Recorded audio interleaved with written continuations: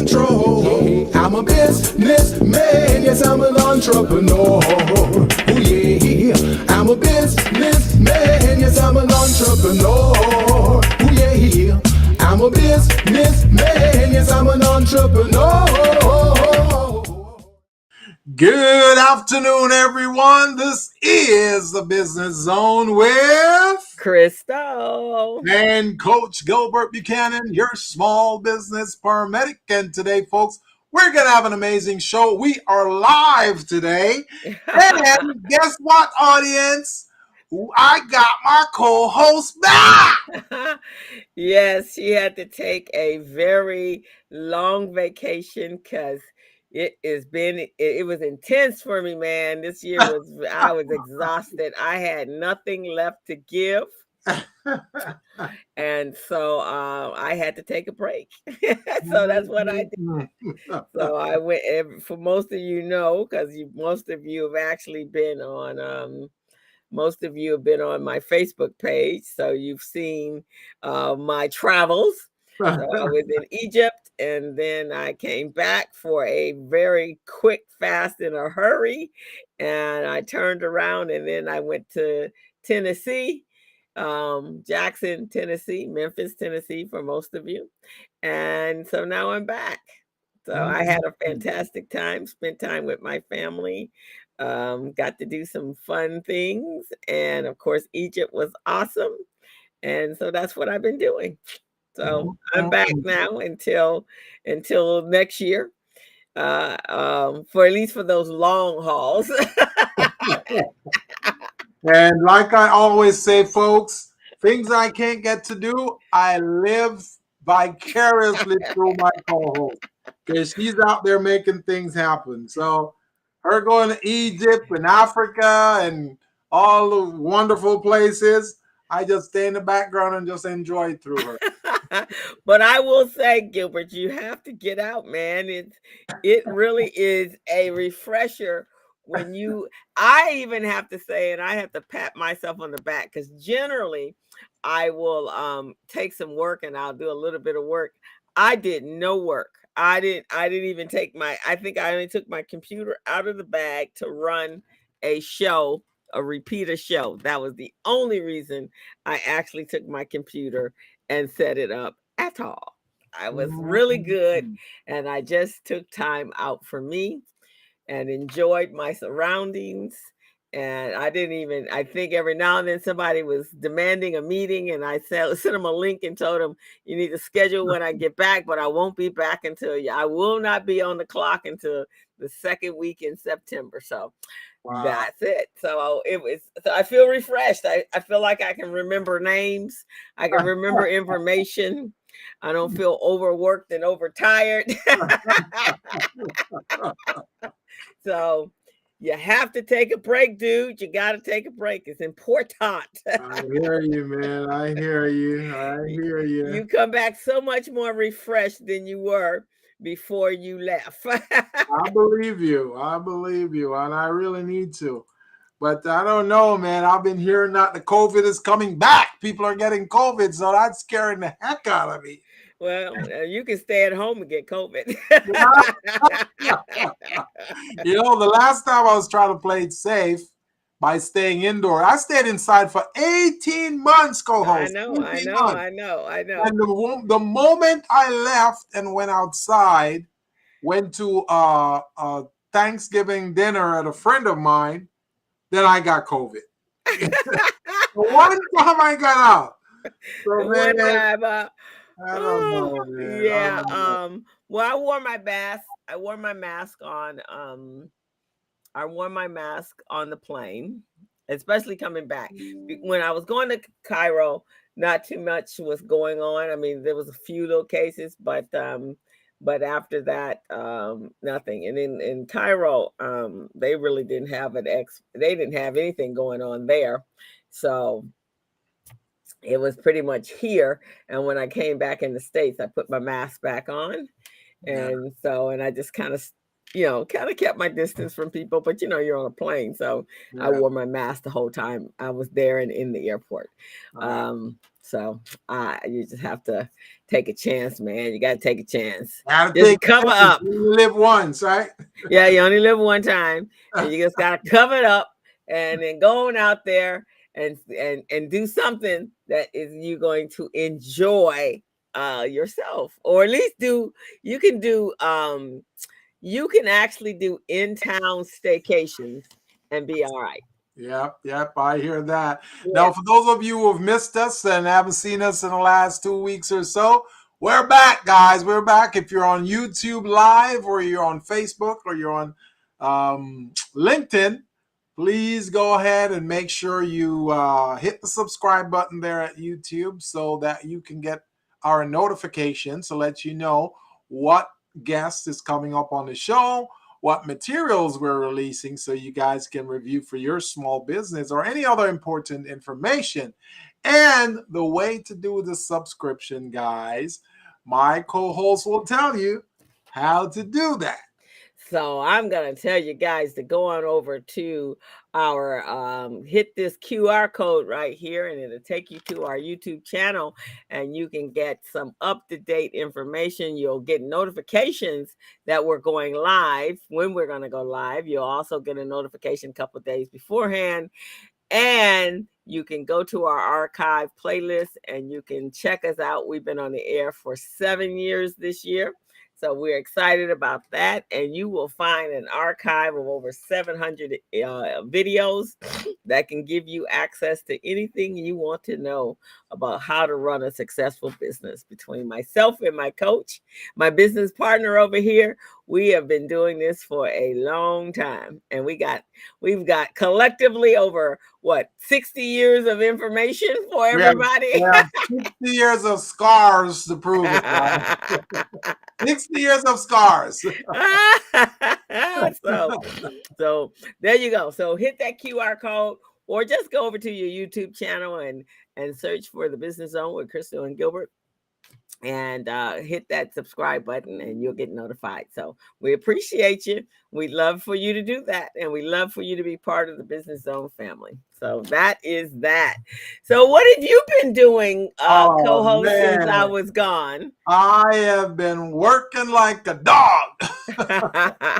I've been trying to get all kinds of projects out, helping my clients down there in Texas, helping them to get their certified payrolls and their labor compliance reporting done. Okay. So, and we've got some other potential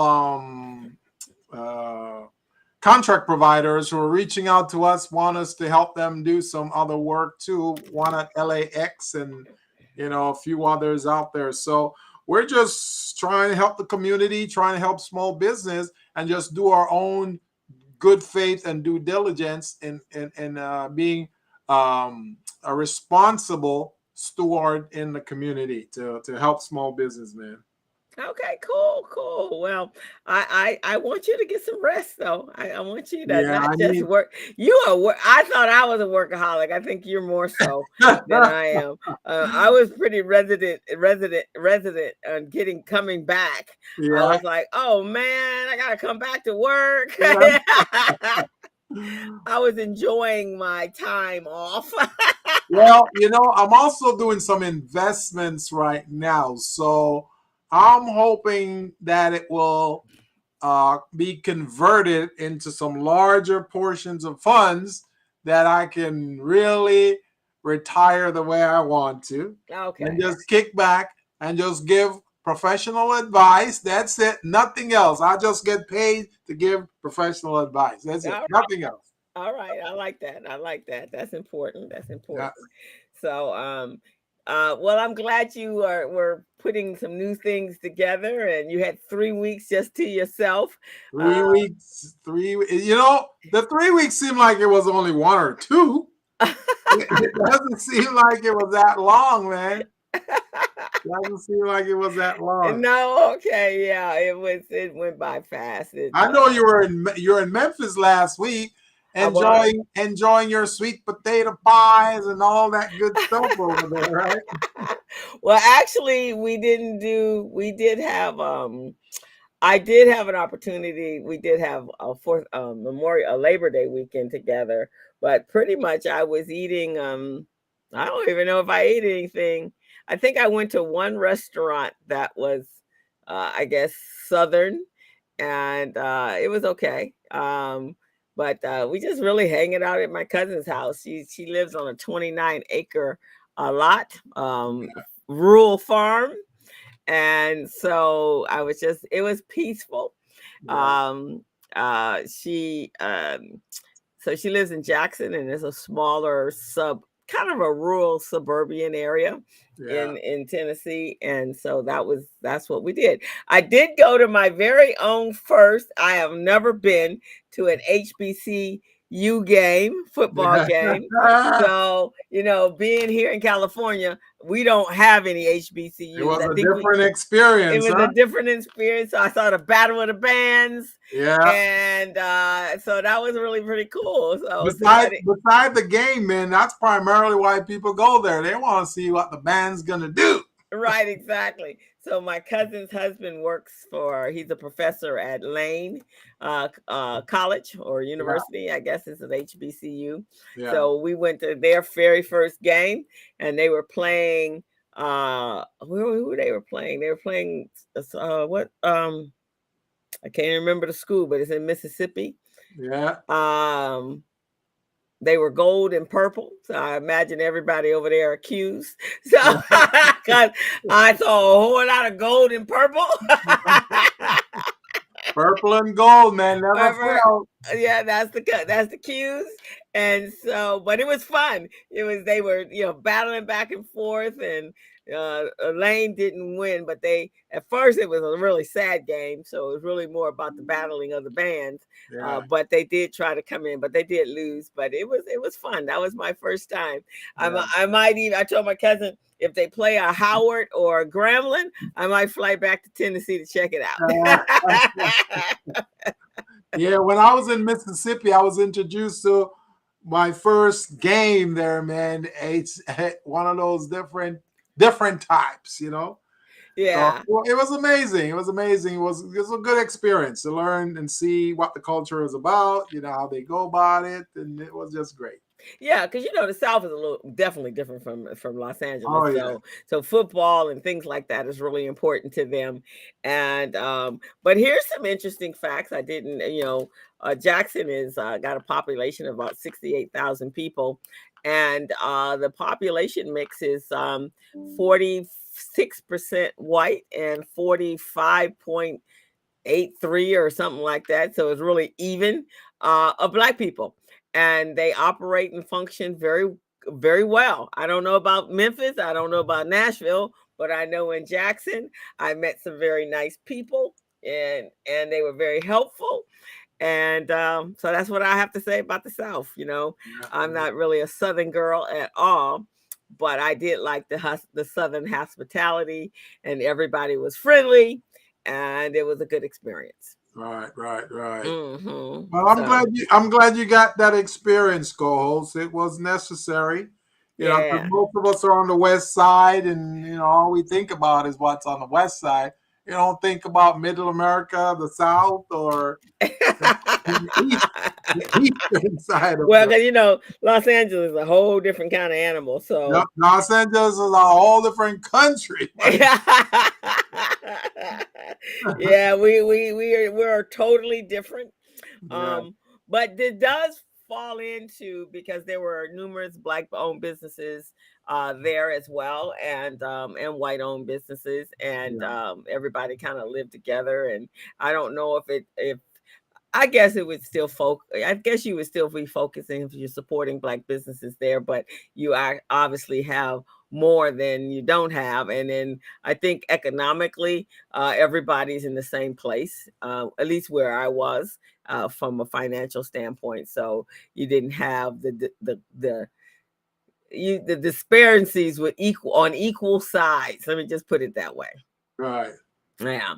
But today, guys, we are having a conversation about Black-owned businesses in the U.S. cities, and we're talking about the challenges, the solutions, and opportunities for success and prosperity, and why it's so important that we really focus on having our own businesses, but not just having. I was talking to I had Quentin Strode for the new president over at Vermont Slauson Economic Mhm. Development Center, and we were having a conversation about how we really, as with our businesses and those of us that are business coaches and technical assistants, how we really need to provide the tools to help our businesses grow from sole proprietorship businesses to employee-based businesses, so that we can increase the revenue that they are generating. So Right, right, that's kind of important, and you and I have talked about that as well, right. because I always tell my clients, on average, if you're running a sole proprietor, depending on the industry you're in, Yeah, but the average income, the average revenue that you're generating is probably between 45,000 and maybe 65,000. Would you agree to that, that's Gilbert? true. That's true. Right. And that's gross.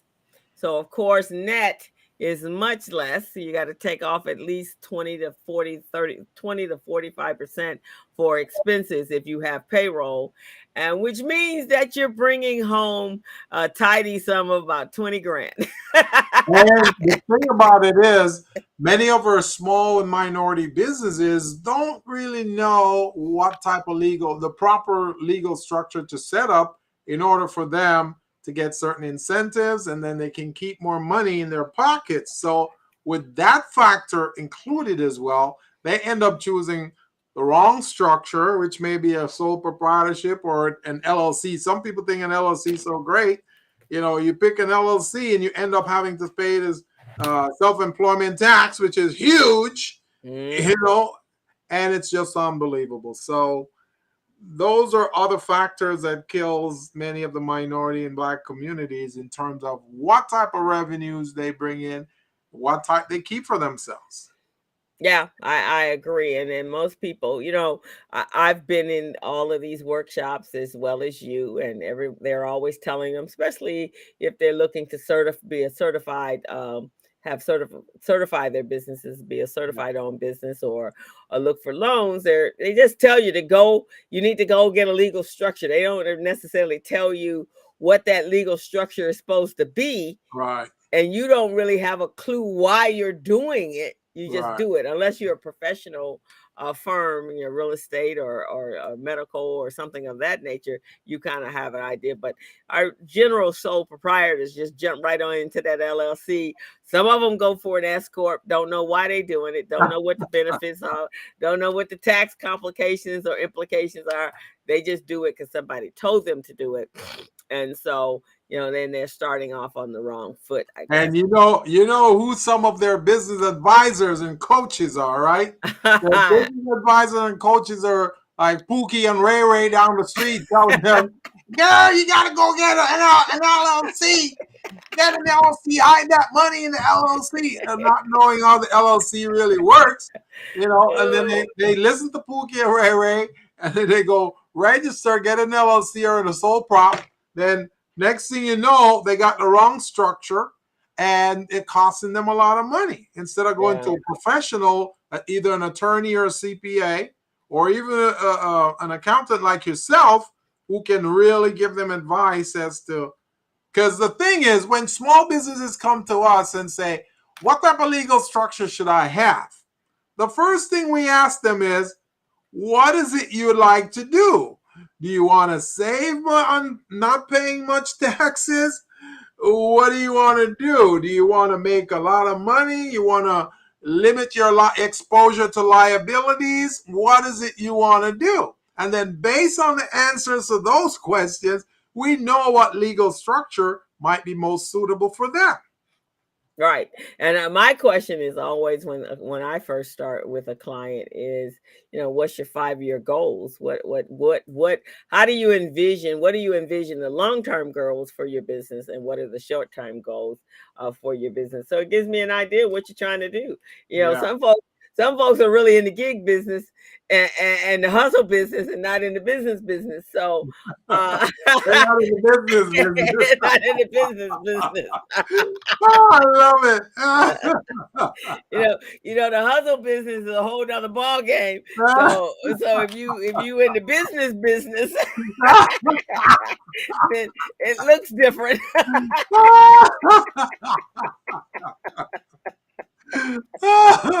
So guys, you hear that? If you want to be in the business, you need to come talk to my co-host so she can get you straightened out. Don't be getting in those side businesses and those hustle businesses not knowing where you're going. And it's okay to be in that. You just have to be honest that's what you're doing. I'm not knocking the side hustle. The side hustle can keep you afloat, man. I'm not knocking it. But there's a difference. I was talking to a young lady yesterday. I was teaching a class for the new women. I teach a class for the New Women's Business Association every week, every month. I teach a series that we do, the 12 steps to launching a business. And so I had a young lady, 2 young ladies actually, that were on, and they were all in the entertainment business. And so, and they're all being affected by the strike. So she was saying, and so I think it's time to start another business. And yeah, if you're in the entertainment business, you're in the movie business in Hollywood, you got to have a side hustle. You cannot be dependent on just the industry, because every 5 to 10 years, they do this. They go through a long strike. And I think it's done strategically because that's how reality TV started, right? Right, When exactly. they strike the last time. So they're probably trying to do this to get free or cheap labor and get all these reality shows going in the queue instead of paying the actors what they're worth. Exactly. And then, that's a big money maker in that industry. So somebody making the money. So I told her, I said, well, I think that's a good idea. And I think once you sign your new contract, whenever it comes out, you need to keep your side hustle going on. Because I remember reading long time ago that George Clooney, he said that he always had another business on the side. Because he wants, and so what he did was, with his first big checks that he got, he paid cash for his house. Mm-hmm. He set up an equity escrow account to make sure his property taxes could be paid. And he also invested in businesses so he could get royalties. So he always had money. So he's invested and has a stake in the tequila. I think it's what's the tequila? The Jose, whatever it is. I don't drink tequila, but it's the high end tequila. And so he staked into a tequila company out of Mexico, and he's actually staked in. Isn't he a part of that espresso company also? The coffee company? Yep. So I always remembered him saying that. And so I think that's what people in Hollywood should do. When you get that first big check, just pay cash for your house. It might be a little bitty tiny bungalow, but it's yours. Pay cash for it so you don't get kicked out in the street.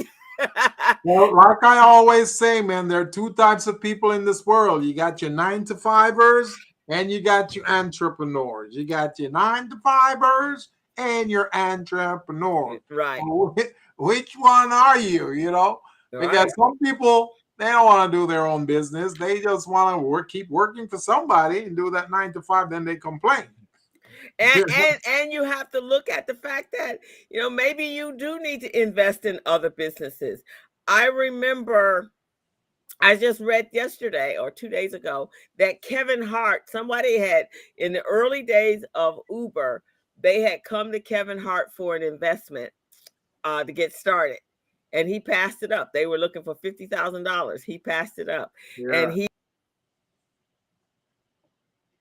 I think a lot of people regretted the Uber thing and other things that started back then. Now they're looking at the balance sheet. They're going, man, this thing is making money.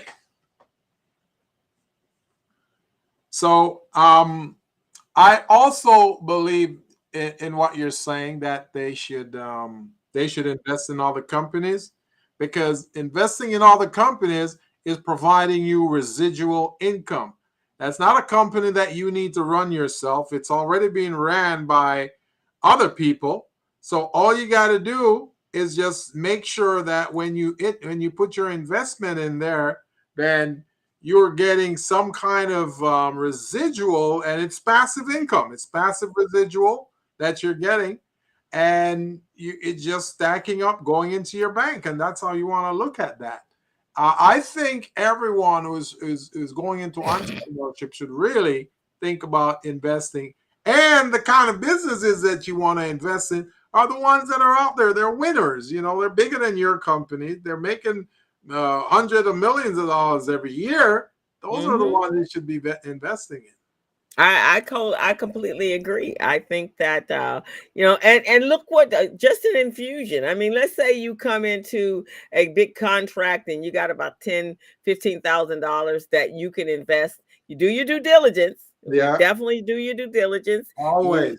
You enlist an attorney and your CPA in this thought process, but at the same time, you go and you look at investing. And if here in Black America and Black businesses, oh, they could definitely use not just your money, but if you've been in business for a while and you have the expertise of growing and scaling a business, they could use you as a mentor. And Yeah, I think if we start looking at our businesses that way, we can help each other grow to that next level. And so instead of complaining about the customer service or the lack of resources, help them out. yeah, I agree. I agree. Yeah. And make sure that you're involved in the help out. Make sure that you're involved in the in helping them grow and providing them with the resources they need, so that it doesn't, if you invested, you part of the company now. Right. Right. So that's what I think. So That is true. That's why today, folks, we want to talk about Black businesses, Black-owned businesses in the United States, in different cities. We want to talk about the challenges, the solutions, the opportunities for prosperity, and how we can go about utilizing those credits to build our communities and build our families. That's really right. what we're looking at. We've talked over the years on this program about many of us minority businesses operating in silos. A silo, if you remember what the silo is, when you go on a farm, you see that big old concrete canister that they put corn in for the cattle. Mm-hmm. Then you may drive another 5 miles, you see another farm with another silo. And Mm-hmm. that's how it is. It's spread out. Same thing with small businesses. You got one small business here trying to function a certain way, another one over there a few miles away trying to function, trying to operate a certain way, and it's the same thing. So with us being small businesses, we don't want to operate in silos. We want to come together. We want to network with each other. We want to leverage the resources from other businesses and work together to make this happen. So just think about that, guys. Think about whether or not you're doing it now, or this will really help to grow your business. Mm-hmm. Yeah. Because we do need, when I first became the co-director of Recycling Black Dollars, um, the first thing when they found out that I was, and it's like, and I even asked this question, it's like, why are we not supporting our businesses, right? What is preventing us from doing that? So I started asking the question. And so what I was getting was, the customer service is not there, that this is not there, that this is not there. And so then I had to say, but if I went to a business that was not a Black owned business, would I, and I've received poor service in many other types of businesses, but do I stop going, or do I let them know that I'm unhappy and that the service wasn't up to par to give them an opportunity to fix it? Yeah. Or do I just walk away and say, hey, I'm never going to come here? Well, in most cases, we give other businesses an opportunity to fix it. Right. Right. So why can't we do the same for our comrades? Right. Yeah. So why are we so bent on just throwing a Black owned business, hi Linda, a Black owned business to the side without supporting the business and finding out what is the problem? And then of course, if we can give them that information, then they can fix it, and then we can feel comfortable with referring friends and family over so that we can help them to grow. Linda says some of the challenges she has found is proper setup of bookkeeping, taxes from the start. 100% true, Linda. Yes. 100%. So what we're going to do, Gilbert, before we go into our topic and lay out some stats and some information that we found, let's share our commercial. Let's have a little quick commercial break with Small Biz Pro, your product, and then you can give them more input once we do this. So let me do this part. Let me get it set up. And just remember, guys, running a business is complex within itself. You always need resources, and you always need certain tools to help guide you along to make your life easier. So that's what we're trying to present to you with this app platforms. Go ahead. Okay, so let's see if it's gonna run. My internet is acting crazy. I've been having challenges since I got back. Do you have a tool that organizes your company's paper? Do you have? Got it? You can hear it? Yeah. Okay. Rock and roll. Have a tool that organizes your company's paperwork and takes care of all your record keeping? Does your current record-keeping system send you 90-day alerts to remind you that your key documents are about to expire and need to be renewed? Can you find contracts and procurement opportunities in seconds from any of the 50 United States so you can grow your business? Is your business organized so that you can tell which key documents are needed to efficiently run the business? How about woman-owned, small business, or disadvantaged business enterprise certifications? Do you have a checklist of all the key documents you need to become certified? Does your current system allow you to conduct market research from multiple sources and provide you industry and market data in seconds? Well, Small Biz Pro does all of that and more. Small Biz Pro is the #1 business management, compliance, procurement assistance, and market research assistance tool on the market today. Download the app now and you will be amazed. It's like having 3 additional employees working for you, but you don't have to pay them. What are you waiting for? All righty. So Gilbert, you want to give them a little info on Small Biz Pro and why it's part of this conversation, why it's essential that they have this tool and how it can help their business. That's right, guys. Having a tool like this is like having 3 additional employees working in your business, which you don't have to pay. You don't have to pay them. We're working for free. So having a tool like this, you can get access to contracts on a daily basis, get access to grants, thousands of grants, thousands of contracts. You also get your back office taken care of. So that means your paperwork are in order. You upload it, you store it, you access it as needed. The system also tells you what documents you need to run your business. What documents you need to run your business, depending on the legal structure. But we can do that too. So that's what this platform is all about. The platform will help you to develop a capability statement. The platform will also help you to conduct an assessment on your business to see if your business is ready to do business with others or not. So that's kind of what this is. And it's right there. It's right in front of your face. The assessment tool portion of it, free, free, free, free. Very free. Very free. $3.99. $3.99. $3.99. All So, righty. so you want to check it out, guys. So Linda Sam says she's a small biz advocate, and she wants to know, Gilbert, when are the updates coming?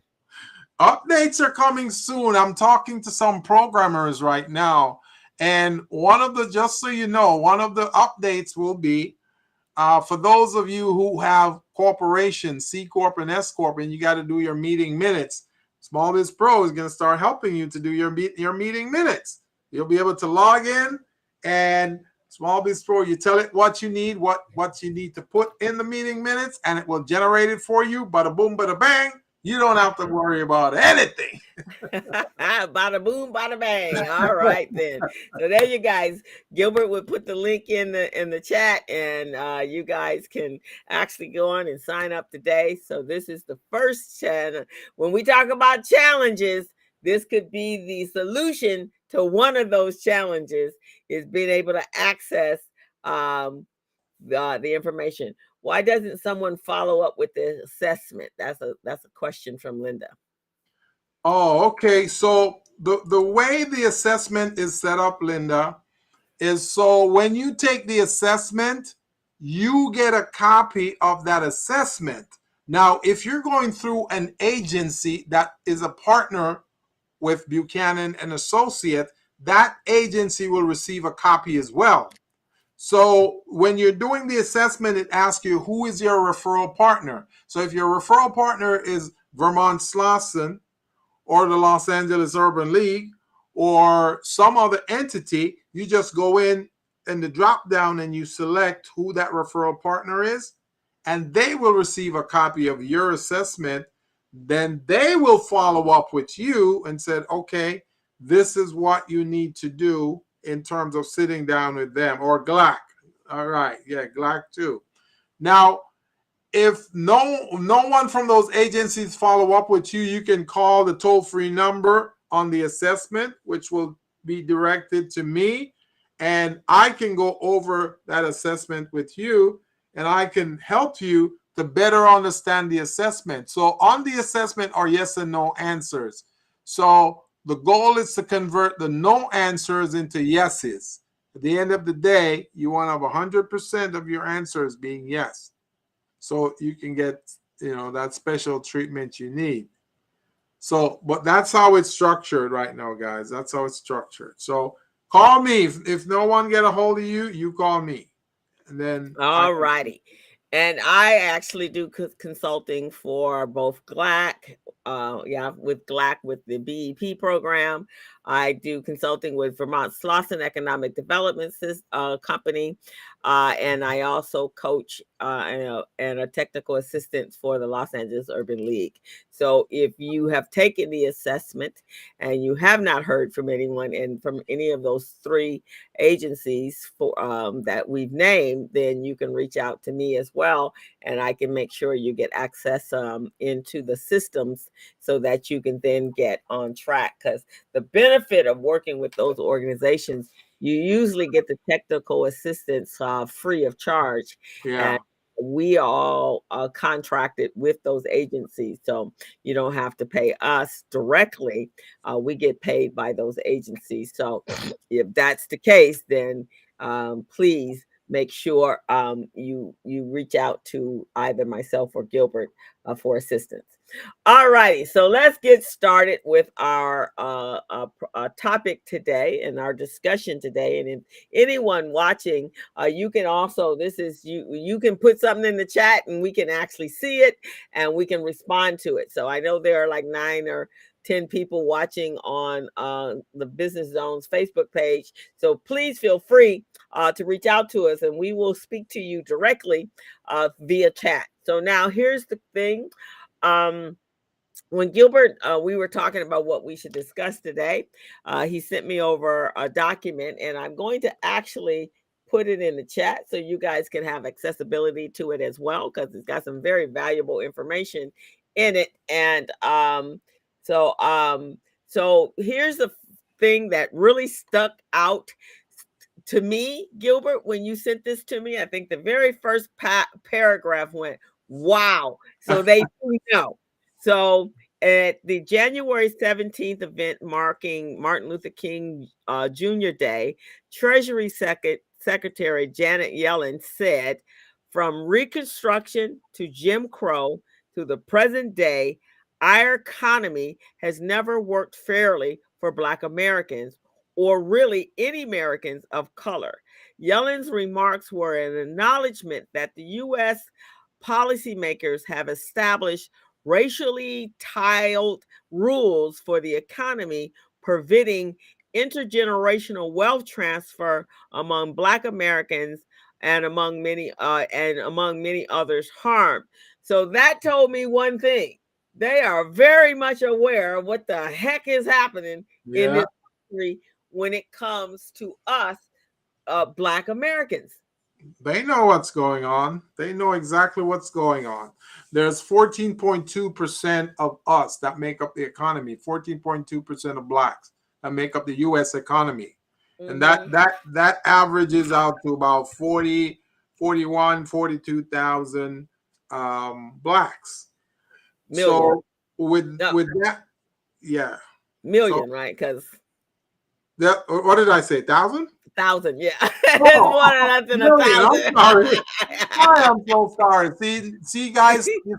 You see now why I need my co-host. Like there's more than 41,000 of us. For me.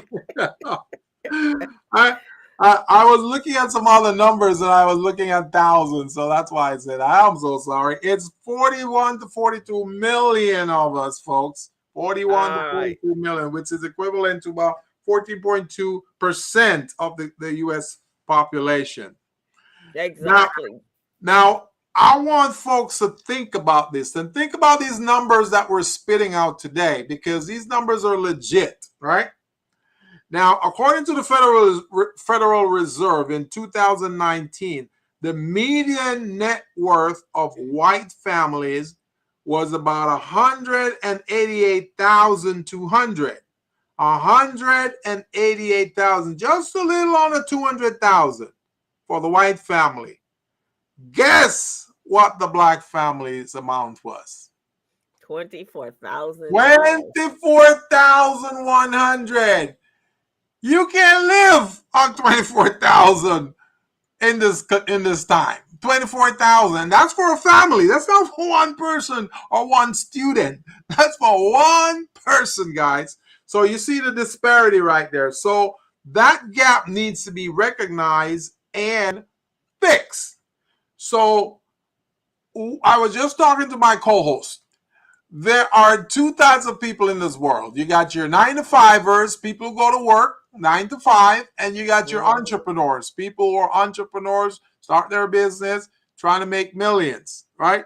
You cannot be a 9-to-5er making 24,000 a year and expect to raise a family, have a house, and live in a decent neighborhood. There's no. I think the statistic they're talking about is for someone who lives in a downtrodden neighborhood, man. There's no way a Black family can live. I know. Let me put it this way. There is no way you're doing that in Los Angeles. I don't know about anywhere else. But in Los Angeles, you're not doing that. In the state of California, you're not living like that. Maybe in Mississippi. Maybe. Because Mississippi is one of the poorest countries. Poorest states out there. One of the poorest states. So maybe. But then I don't know. I don't know. Yeah.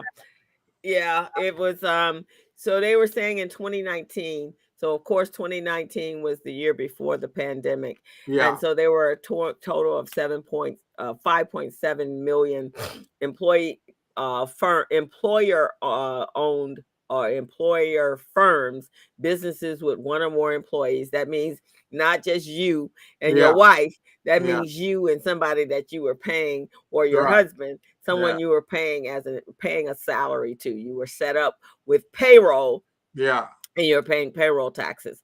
And so out of that 5.7 million, only 2.3% of those were actually Black owned. And Oh that's man. what I was referring to as to how much money, how much a profit and how much revenue Black businesses own. So of that, the 2.3 represented about 134,567 that were Black owned that had actual employees.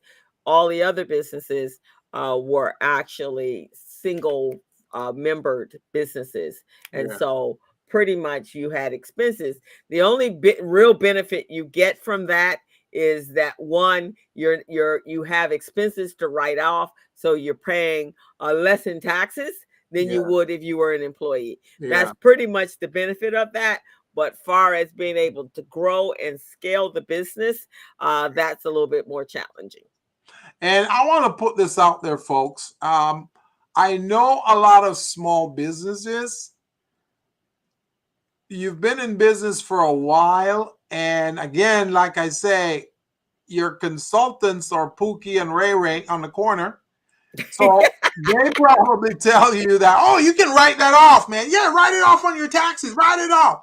And you're listening to Pookie and Ray Ray thinking that they're certified CPAs or certified tax accountants, and you don't even know what you can write off and what you can't write off, thinking you can write it off. A lot of you guys can go to prison. You hear me? You can go to prison. So don't listen to Pookie and Ray Ray. You want to listen to a certified person, just like my co-host Crystal, or you go get a CPA or an attorney, a business attorney, to guide you in that area. Okay. Now, some of you may write off expenses. You may take a loss in your business for 3 years. That's pretty much what the IRS allows. Writing off a lot, taking a loss on your business for 3 years. Now, if you're in business for 10 years and you're taking a loss every year, believe me, that's a red flag, and immediately the IRS is thinking about you. That's one entity you don't ever want to think about you. You don't want those guys thinking about you, because when they're thinking about you, they have bad intentions. Okay. Yeah, when you on the menu and you're not at the table, that's what That's I call right. that. So let's talk about the challenges that Black businesses have and Yeah. solutions to those, and actually opportunities. So here's some things. First of all, when we talked about the 2.3% that were actually employer firms, and then that means the next makeup is about 12% are almost 13% are actual sole proprietorship. So that means your resources are limited and your revenue is limited, because it's very difficult to wear all the hats in your business and generate revenue, Yeah. right? So that means you're the janitor, you're the salesperson, you're the marketing person, you're the CEO, you the everybody. So Yeah. it's very hard to run a business. Now, how I addressed that, Gilbert, was I actually have partners in my practices, in the businesses that I operate in. Yeah. And so, like with the business owners, you and I, so now we have the resources of each other in Yeah. order to help the business, and we provide resources and opportunities for each other. So Yeah. it's a challenge to be able to do that by yourself, right? Yeah. So Yeah. that's one of the challenges. And as Linda said earlier, the other challenge is being set up properly, Yeah. right? And she also said that this is a crucial missing link to small businesses. You know what we're talking about today and the data we're providing. Right. So you have and then you have limited resources when it comes to capital. Yeah. Because you don't really ever get to a place where you're creating some major traction, right? Because your Yes. numbers are so low that you could be in business for 5 years and still be generating the same amount of revenue on an annual basis that you did when you first started your business. Yes. I think some other challenges are marketing and outreach and branding. So I don't Marketing know and what you feel. outreach. Yeah. Yeah. and Marketing. having someone in your company who can provide that service for you, or connect you with those services. So either the person is in your company or they're outside of your company as a resource that you can access. Right. So those are some of that's so we have marketing, we have proper setup, whether proper legal structure for Yeah. your business. We have branding, being able to get the word out that you are in business, which is very important. I always tell my clients that marketing, branding directly correlates to your profit potentials And setting up your and back sales. office the right way, that means you know what documents you need to run your business properly.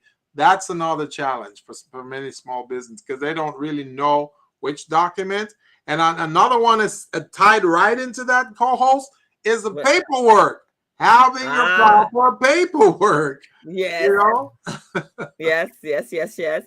Another big problem that I say that is an issue is businesses that work in their business but not on their business. Yeah, yeah, That's yeah. a big challenge for them because you are so busy working that you can't come out of the business and go to go to GLAC and the Urban Vermont League and so forth, the Slauson. Vermont Slauson, in order to find out what's going on. You just in every day working 12, 18 hours just trying to make your business work, and not being able to, not even recognizing that there are there's solutions out there for you. Yeah, yeah. Right.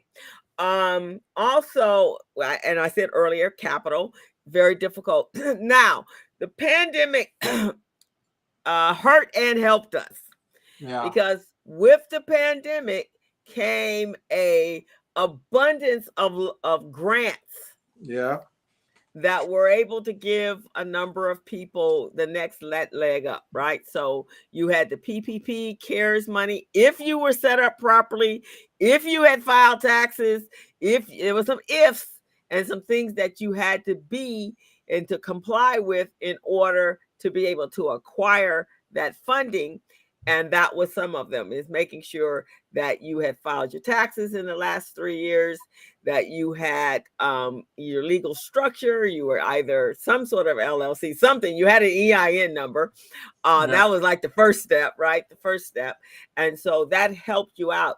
Now, for me, when I was coaching during that time frame, I was very focused on, if you acquired a grant for $5,000, then I said to go and use that money for hiring a coach, or hiring a social media manager, Or a or bookkeeper. a bookkeeper, or to use that money to apply for some classes or something that could help you, give you more resources or skill sets that you needed to be able to grow your business. That was my recommendation.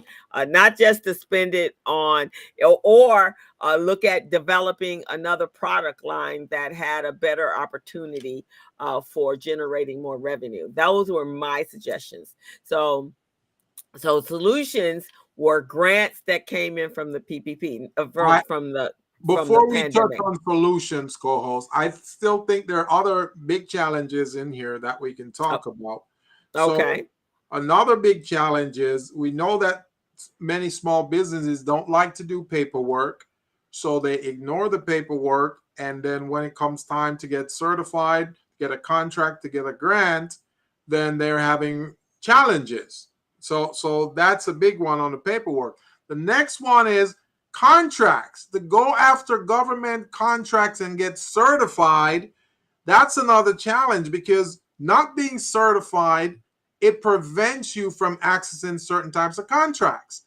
And then going after government contracts, many small businesses don't really know what it takes, what is required. And that's why folks like you and I can really coach them in these classes as to how to become contract ready, how to be prepared, what to look for, what documents you need to have. So then when you go to the bidding process, it's a little easier for you. What we also provide is, after we prepare you to become ready and you go and you get the contract, we can help you to maintain and manage those contracts so you know what type of reportings to do, what you got to report every month, what type of documentation will help you to generate those reports and all of that. So you're getting support from us. Those are challenges that you currently have that we can solve in the solution phase for you. Okay. And let's go while we're still on the challenges. There was an article that was in Forbes in 2022, and it said that women and minority owned businesses revealed similar financial challenges and that Black businesses actually encountered, and most of them face issues on accessing capital, which we do know is a big challenge, right? Yeah, And yeah, we've been all focusing, all our organizations in Los Angeles, and I think across the country, have been focusing on how do we alleviate some of that. So, and I know John Hope Bryan from Operation Hope was he's been, if you guys are on LinkedIn, really check him out, because he just connected with and I'll get the right information, but he just have some ground leveling partnerships that's going to help a lot of them. The Los Angeles Urban League just partnered up with Intuit, which is the parent company of QuickBooks. So they got some major stuff going on. Vermont Slauson, which is a CDFI, which is a community development what is it, investment firm or financial industry financial institution. Yeah. Institution, Yeah. and they are going after some major resources to be able to help level the playing field when it comes to financing. But this survey indicated that 39% they felt very inadequate about applying for capital. One is for the things that you talked about, Gilbert, not having the proper paperwork, Yeah. not knowing the process or the steps. right, exactly, and not so not being able to be what we call loan prepared, loan readiness, Loan ready. right? Yeah. Loan ready. And then another 38% indicated that they did not have a relationship with a lender. This is huge.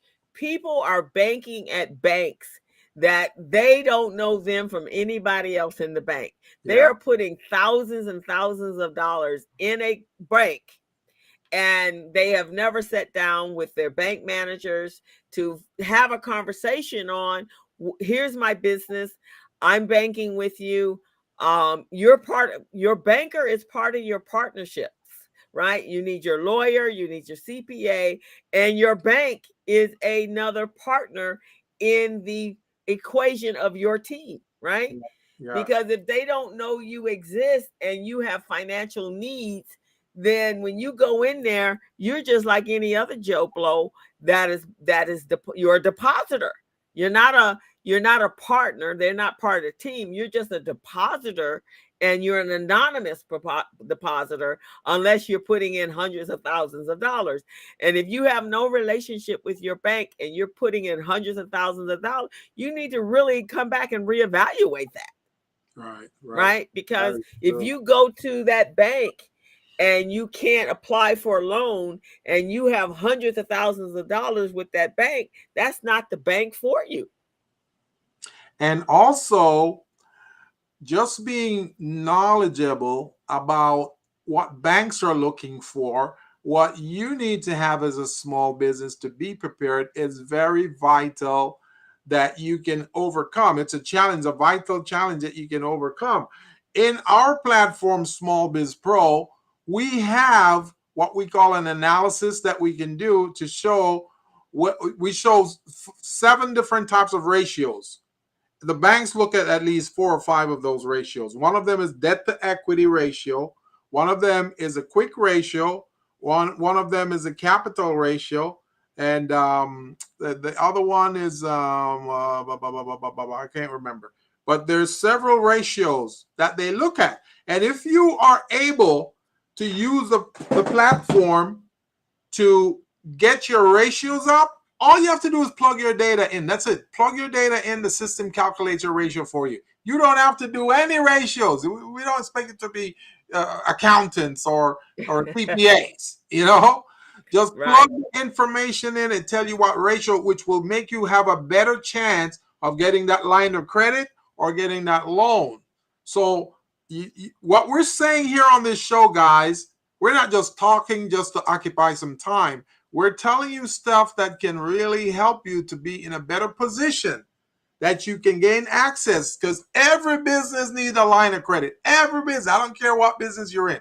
Every business needs a line of credit. And co-host, just before this show, I was talking to a friend of mine.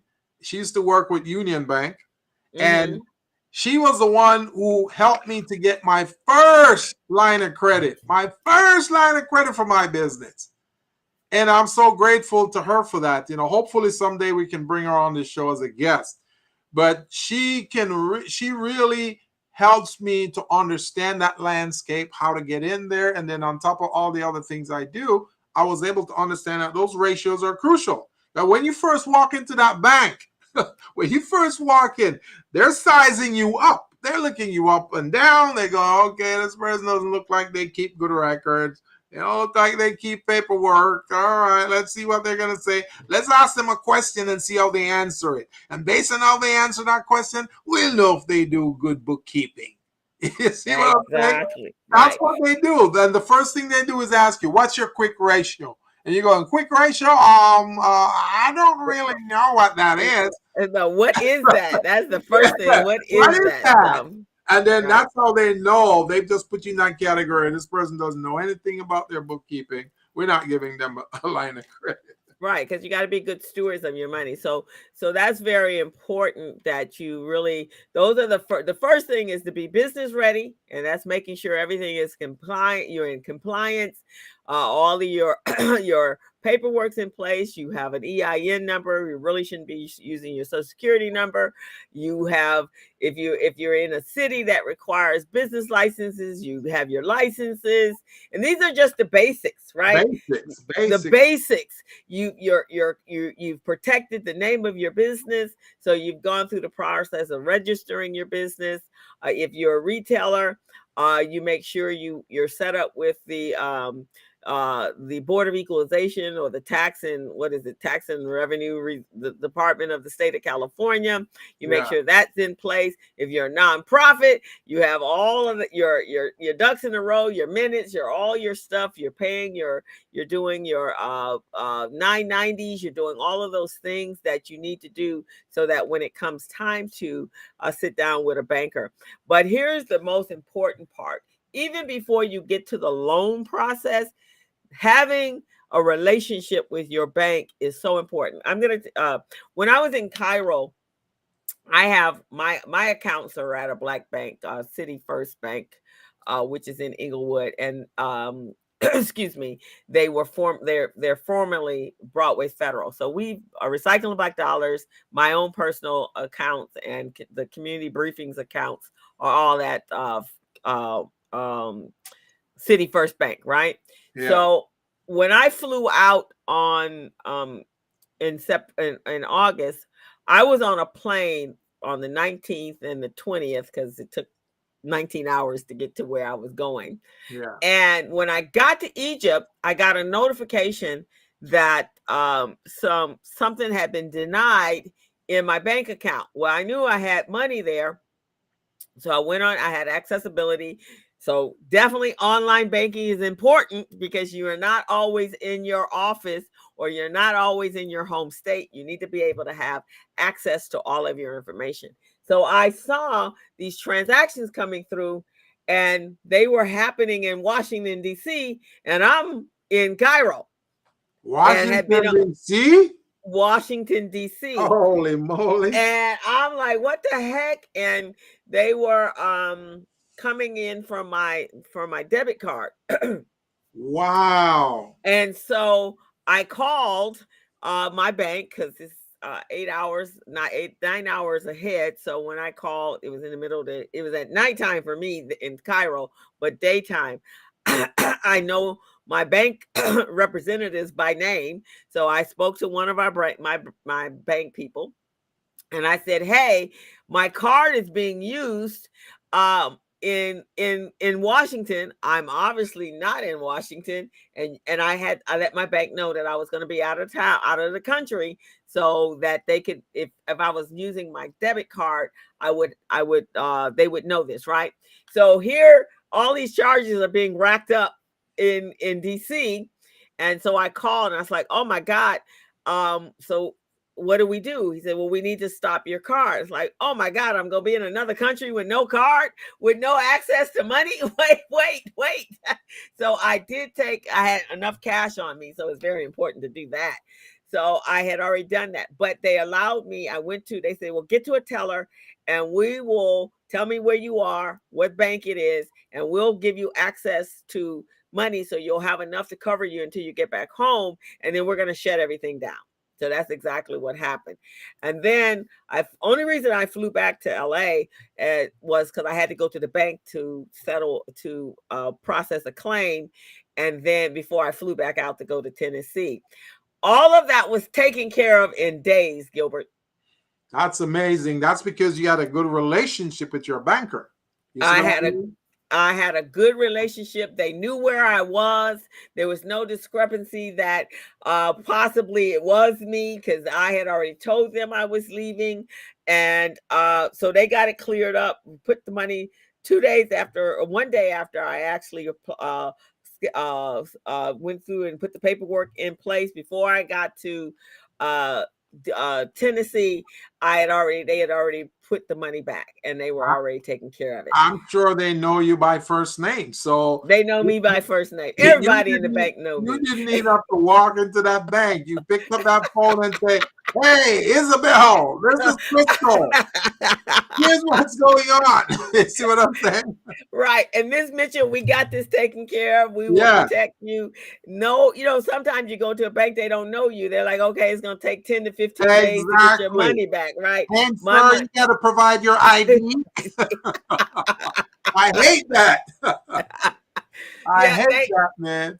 From the guard at the front door to every manager, in fact, old managers, when they get ready to be they're promoted, they introduce me to the new managers so that they know who I am. So that makes me feel like I'm a valuable, not just a depositor, I'm a valuable client. So that's why it's important not to just drop your money in a bank and never have conversation with anyone. You need to have conversation so that they know who you are. So that's on that level. I want to add another piece to what you're saying there, co-host, because I use my debit card also, and I use it for groceries. When I purchase groceries at the supermarket, that's it. Or if I go to a small place where the bill is like $14, $15, I use a debit card. But I don't use the debit card as a debit card. I use it as a credit card. Because so when you slide that chip into the machine and it says to put your code in, I bypass that code. I override the code, and instead I treat it like a credit card. So that means they can't just take money out, because your debit card is like it's open to your account. Yeah, it's like a checking account. They once they take money out, they got real cash. So if you use it like a credit card, then now they're going to have to go through those credit card protocols in order to scam you or try to get your money out of your account. Right. So I recommend that people use their debit card like a credit card. Plus there are other reasons why you don't use your debit card too, because you don't get, they give you those 3% cash back and 5% cash back. You don't get that on debit cards. But if you use it as a credit card, you get those cash back. So that's good. Good advice, Gilbert. And when I have a business PayPal account.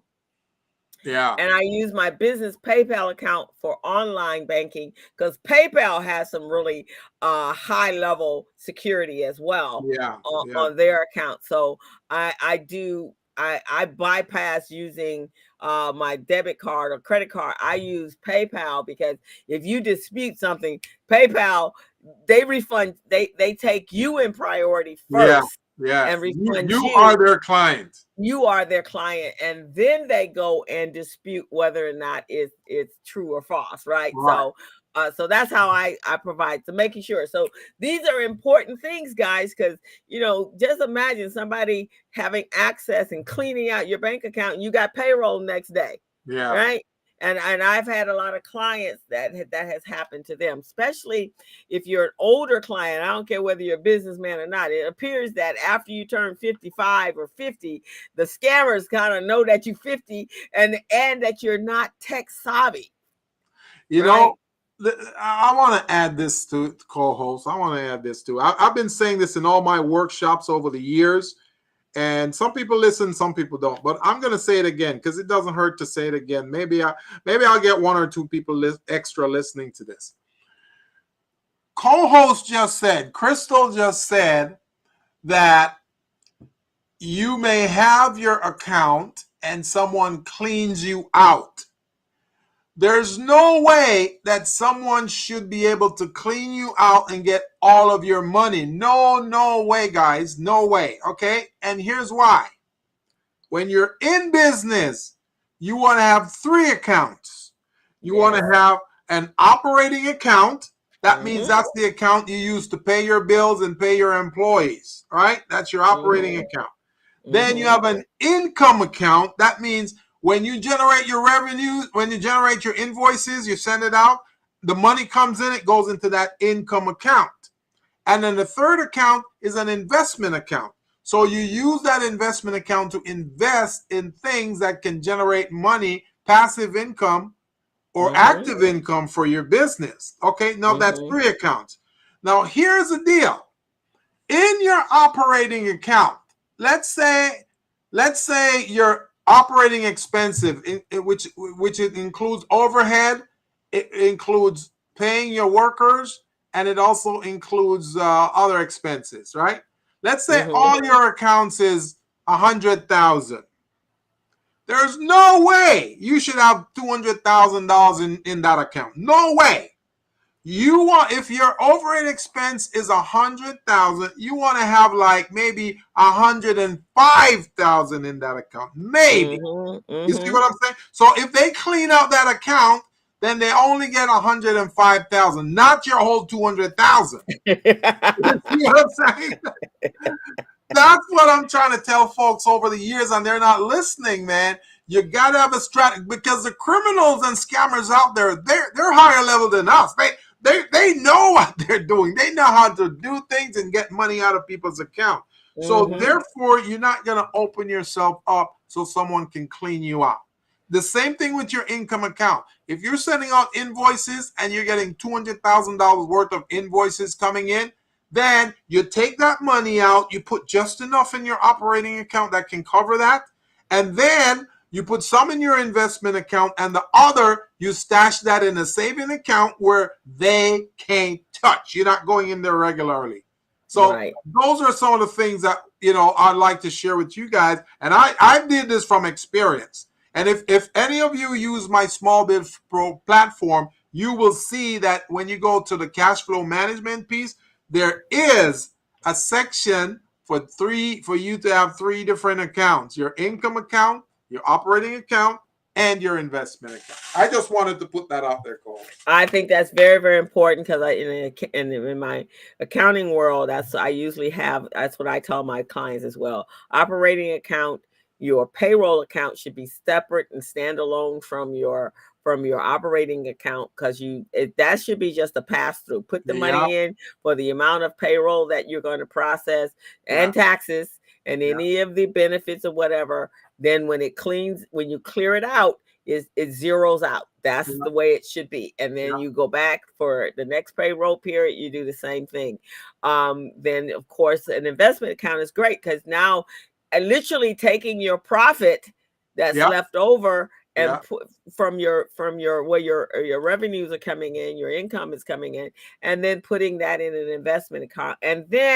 And here's another caveat to Gilbert, because when we're in business for ourselves, most folks don't understand that at some point there's got to be retirement. Oh yeah. Oh, And so, so oh yeah. there's got to be an exit strategy. So that investment account is to make sure that you're not working for the rest of your life until Yeah. the day you stop taking a breath. You actually have, you take that investment, you invest it in a retirement plan, you have your IRAs, you have your, you might have a stock portfolio, but you have to prepare for the future, just as if you were an employee. Your pension, creating your own pension plan. So that is very important. Good advice, Gilbert. Another Co-host, good advice. co-host, do you want to touch on the Social Security piece also? Because we talked about this before, but I don't think folks are listening. So we want to just remind them again that, you know, if they're in business and working, they should have a 40 pay period that they take money out and put into the Social Security fund. Right. So that's your 10 weeks, your 10 weeks, which is about 40. What is it? Is it 10 weeks? 40 weeks, isn't At it? 40. It's got to be 10 years. It has 10 to be years 10 at 40. years of an investments for your Yeah. Social Security. So when you turn 65, or now 67, I think the age has increased, 67, you actually can retire. Yeah. You can actually acquire or get, if you're at your 65, or if you're now and you made the 65 before they changed the retirement age to 67, then you'll be at full retirement, and you actually can apply for your Social Security and Yeah. your Medicare, because you've actually paid into that system. Yeah. You can expect to get some kind of benefit. Benefit for it, and it'll be calculated on the number of years. So and I know it's hard sometimes, especially when you first start out, but that's what that self-employment tax is for. Yeah. Is every year. So everybody thinks they're giving that $800 to the state and the federal. You're not. It is actually for you, where you're paying into the system, because if you were working for someone, that would be your FICA and your FUTA would be taken out from your check automatically, and that's going into the system. For those of you that are just, for young people that are starting out as entrepreneurs, and you have not worked in a corporation where they actually deducted salary from deducted your payroll taxes, I highly recommend you set yourself on payroll so that you can start paying in the system. Because coming when you're 65, it's going to matter greatly that you are able to have accessibility. It's like a savings account. So even though they keep threatening to take it away from you, remember that is money that actually came out of your check. Yeah. And it was actually deposited into this fund. So unless they stop taking, here's how I see it, unless they stop taking payroll taxes, I don't know how they're gonna take the money and Social Security gonna be gone. Because everybody seems to think Social Security gonna be gone. Well, the only way Social Security can be gone is they stop taking Social Security out of your check. Yeah. So I just wanted us to touch on that a little bit, because a lot of entrepreneurs, they don't think about that part. Yeah. No, they don't think about that, but that's what happens. So either you put your 15, 20 years in working for somebody, so you know you can be guaranteed that is there if you're not making no money, or you make sure you're paying your Social Security, your self-employment tax, so that you will have it there. So yeah, that's important, Gilbert. So let's talk about this, Gilbert, because we got a little bit time left over. So Black businesses are important to the makeup of this country, because we do represent the 14% in this country. So having Black businesses is a benefit to this country. They may let you think that it's not, but it is. It's a benefit.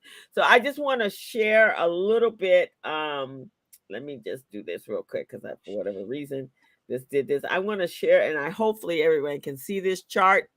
Let me see. Here's the chart. So I just want to, from a standpoint across the country, and let me see if I can make it a little bit bigger.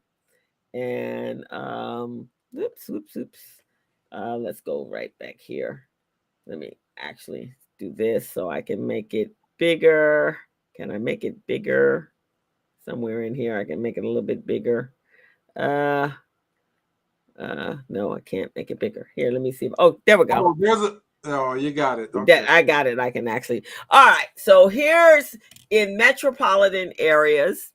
Here are and this is results as of uh 2019. So of course some things did change after 2020 after the pandemic, but in 2019 the highest representation of Black employers were Oxnard, California. They in Ventura County, they had 294 businesses, which was about 1% or 2% of of that particular county, and 2.8% were Black population. That's what their population is. St. Louis had about 3,000 Black owned businesses. Fayette, North Carolina had 5. The highest it appears to be Los Angeles, Long Beach, Anaheim, which has 7,200 businesses. Washington D.C. area or the tri area is 8 almost 9,000 businesses, and then following up behind that is Columbia, Ohio, and San Francisco at 200, and then Rochester, New York. So those are just some representation. Now look at the highest number of Black employer businesses in 2019. So in the New York, tri-state, Newark, and New Jersey, there are 14,000 businesses that are there that actually were employer business with employees. Washington, 8,000. Atlanta, which I'm surprised. I would have thought that that number was greater in Los Angeles and in Atlanta, because Atlanta has a really different makeup than most states, I think, in the union, especially Atlanta, because it's predominantly Black owned, Black population. Yeah. Los Angeles, again, is 7,200. This Florida area, 6,200. Chicago, 42. And I'm actually surprised by Chicago as well. Houston, about 3,900. Dallas, 31. St. Louis, 31. And Pennsylvania, 3,000. So that's where the biggest representation it is for us. So there are 3.12 million Black owned businesses in the United States, generating about $200 billion in annual revenue and supporting about almost 4 million jobs in the U.S.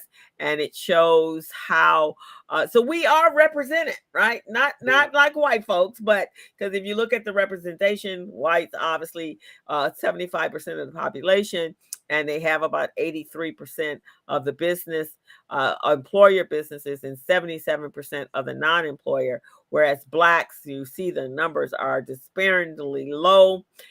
We do have high non-employer, and Asians is third place. Well, not really. Hispanic is third place, but again, Hispanics are only 6% of the employer businesses and 14%, 15% rounded up to non-employee, and then others are pretty low. So I say the solutions, when we come back to that solution proposition, is we need to increase these numbers.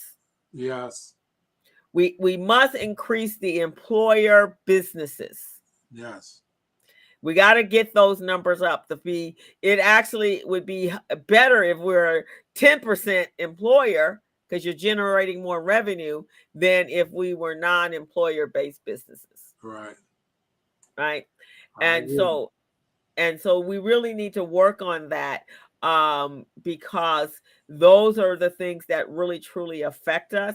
So now the percentage of businesses that face financial challenges after the pandemic or during the pandemic, it goes to show that we, and really 92%, and that is very true. There were over 400,000 businesses lost during the pandemic, and a great deal of them. But I think we were kind of neck to neck because, obviously the pandemic shut everything down.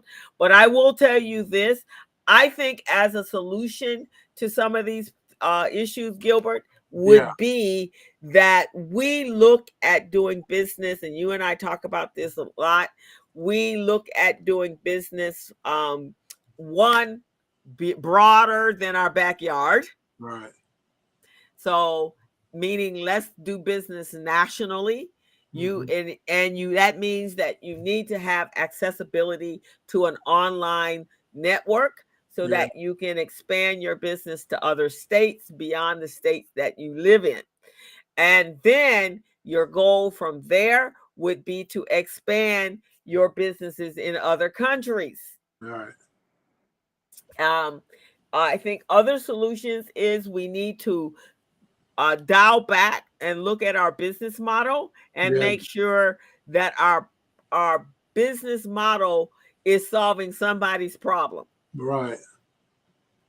And you have the best solution for that. So we really need to take time out and do some SWOT analysis and Yeah. we'll talk about that in another show on understanding what your strengths and your weaknesses are and being able to identify. And the third area is opportunities, new opportunities. And if you live in the Los Angeles area, there are some major new opportunities appearing around the corner from us, right, Gilbert? That's true. That And is true. so if you are in the Los Angeles area and you have a business that could provide a product or a service or some sort of solution for the World Cup that's coming to Los Angeles in 2026, Right. and also And the Olympics. The the Olympics Olympics coming in in 2028. Yeah. If you can do that, and you can definitely utilize this time. I'm going to do a quick little, and you might want to do it as well. What are going to be the opportunities for the Olympics for Yeah. Los Angeles? Yeah. And what is the revenue that they're anticipating from the Olympics? And I learned something recently because, I work in nonprofits. I have a number of revenue generated. I have I working with a tennis program, Uh-huh. and I learned, which I was not aware of, that the LA 20, what was it? LA, when was the Olympics here? LA 8, what was that? Whenever the Olympics was here I before. think the Olympics was sometime in was it 2000 run about there? Yeah, whenever it was here, that we still have monies that are Mm-hmm. being distributed out to athletic programs based upon the money that was generated during the previous Olympics that was here. So, and because we don't have that was 2008. So the LA 28 was they generated about $3 billion. So now when we look at Olympics for LA 20 for 28, which is 10 years, they are looking at how much revenue generation. LA 28, they're looking at I think it's $5.3 billion. The billion budget. dollars. Yeah, Right. 5.3 billion. So So firms want to start shoring up themselves and shoring up their expertise, their services and products so they can participate. yeah. So that's some of the things you guys really want to look at. That there's going to be some amazing opportunities for you. And so you want to make sure that you're prepared. You have the FIFA is here in 2026. So you got 2 years to prepare yourself. And then you have another. So you got a good 8 years to get prepared. And a lot can happen in 8 years to make sure that you're prepared for what the kind of monies that's going to be available to you. So Be- that's what I wanted to be- say for opportunities. Believe it or not, man, a lot can happen in a short space of time. And you want to, as a business owner, you want to be at the forefront of that, because I remember the last time, besides the last Olympic, 2008, besides that, we had the Democratic Convention in 1992, right? Mm-hmm. 96, I'm sorry. 96, 1996, with Bill Clinton and others. Right. And a lot of small business were able to participate in that. Even small businesses who didn't think that they had product or services to offer, they were able to participate, got some money out of the deal. So you want to get your money too. Now, the difference between many small and micro businesses and the mid-size and larger businesses is because those guys are willing to take risk. They're willing to take risks. And in business, you got to take risk. So if you're not taking risks, then you're not trying to get an opportunity. And that's what many of those guys have over many small and medium sized, many small and micro businesses. And I have to say this as a business owner and as an entrepreneur, and I've been doing my business for about 15 years. You can't be timid. Nope. You can't be timid. You can't sit back on your laurels and think about something for hundreds of years, because opportunities will bypass you so rapidly. So you gotta just do your homework, do your due diligence, but you gotta step out there. You gotta be a little bit more courageous. You have to be innovative. You have to exercise creativity. You cannot do business status quo. Yeah. You have to be open to learning and looking at new opportunities and new ways to do things, and always on the horizon on whatever the trends are for the industry that you're in. And if you do your advanced due diligence, you can be on the front side of that and not on the back side of that. Right. And so, we're gonna close out the show. But we just want you to know that there are so many opportunities out there. Our challenges don't have to override our success. Our challenges are just that. They're challenges that can be overcome, but you have to put the work in. Get a mentor, get a business coach, sign up at any of the organizations we just mentioned throughout this show today. Get some resources. These people, chambers, and especially GLAC, they're on top of what's going on. These leaders are sitting at the table and they are part of a conversation. So you need to become part of that conversation as well. Don't be on the menu, but be seated at the table where the conversation is being had and you have input. So just want to let you know that you can tune into the Business Zone every week and stay on top of what's going on. You can tune into my other program, the Community Briefing, that broadcasts live on Facebook every Thursday at 11 a.m. We bring those leaders and stakeholders that are here in Los Angeles for sure, and you have accessibility, because your network has to be expansive. Your network cannot be your neighbor and the neighbor on the left and the right and the north and the south. Your neighbor has to be the whole landscape. Okay. Right. So, you have to expand out your you have to expand your network. You have to be able to pick up phones and call people when you need resources. That's how you create solutions to those challenges. And also, that's how you find out in way advance of what opportunities that are out there. And then don't be afraid to jump on them. That's pretty much what I got to say, Gilbert. The question is, ask yourselves, entrepreneurs, ask yourself this. When was the last time I utilized networking and my access to those networking groups to gain an opportunity, to get a contract, to get some business? Just ask yourself that, because if you don't do that, you won't do it, because you'll be afraid. You're afraid to take chances. You cannot be afraid to take chance as an entrepreneur. It's swim or sink. Yeah, for sure. You gotta jump in there, and you either swim or you sink. Even a dog. You throw a dog in a pool, a swimming pool, right? Yeah. Who's never swam before. The first thing he's going to do is start moving those paws and trying to stay above the water, right? Same thing here as an entrepreneur, man. You got to try to swim. Being thrown in some deep water, you got to swim, man, and swim with the sharks and survive.